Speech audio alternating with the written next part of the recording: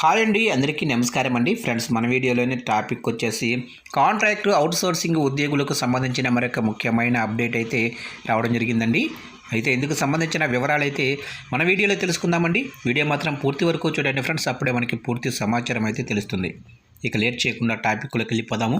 ఇక పాలమూరు యూనివర్సిటీల్లో పనిచేస్తున్న నాన్ టీచింగ్ సిబ్బందిని అవుట్సోర్సింగ్ ఏజెన్సీలకు అప్పగిస్తున్నట్లు సిబ్బంది మధ్య తీవ్ర చర్చ జరుగుతోంది.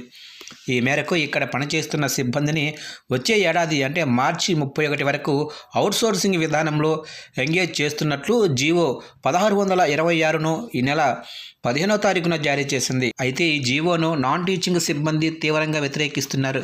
కొంతమంది యూనివర్సిటీ ప్రారంభం నుంచి పనిచేస్తున్న వారు ఉండగా మరికొంతమంది 2014 కంటే ముందు విధుల్లో చేరి జీవో ప్రకారం వేతనాలు ఇవ్వకపోయినా నేరుగా యూనివర్సిటీ కిందే విధులు నిర్వహిస్తున్నారు.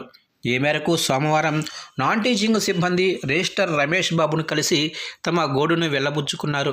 గతంలో పనిచేసిన పలువురు వైస్ ఛాన్సలర్లు అవుట్సోర్సింగ్ విధానంలో పనిచేయాలని ఒత్తిడి తీసుకొస్తే 21 రోజుల పాటు ధర్నా చేపట్టి ఆ విధానంలోకి వెళ్లలేదని పియు రిజిస్టర్కు తెగేసి చెప్పారు. జీవోలో అవుట్సోర్సింగ్ విధానం అని చెప్పి ఏ అవుట్సోర్సింగ్ ఏజెన్సీ ద్వారానో వేతనాలు ఇవ్వకూడదని, నేరుగా యూనివర్సిటీ లేదా ట్రెజరీ నుంచి ఇవ్వాలని కోరారు. ఇక అవుట్సోర్సింగ్ విధానంలో పనిచేయటం వల్ల తీవ్ర నష్టం జరుగుతోందని నాన్ టీచింగ్ సిబ్బంది ఆందోళన చెందుతున్నారు.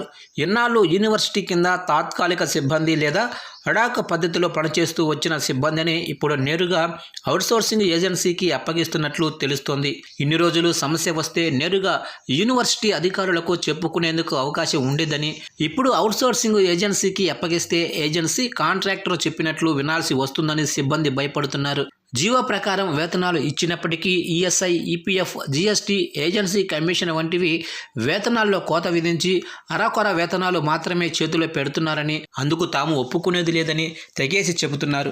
2014 తర్వాత పలువురు సిబ్బందిని అవసరం మేరకు గతంలో తీసుకున్న అధికారులు నేరుగా అవుట్సోర్సింగ్ ఏజెన్సీలకు అప్పగించారు. అయితే 2014 కంటే ముందు విధుల్లో చేరిన వారు సుమారు 75 మందికి పైగా ఉన్నారని, వారిని నేరుగా కాంట్రాక్ట్ విధానంలో తీసుకోవాలని నాన్ టీచింగ్ సిబ్బంది డిమాండ్ చేస్తున్నారు. ఇక జీవో 1626 ప్రకారం మొత్తం 512 మంది సిబ్బందిని ఎంగేజ్ చేస్తున్నారు.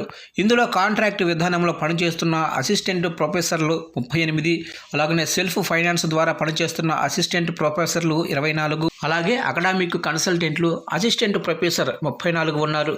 ఇక పార్ట్ టైం ద్వారా మరో 66 మంది పనిచేస్తున్నారు. వీరికి వేతనాలను జీవో 60(11) ప్రకారం చెల్లిస్తున్నారు.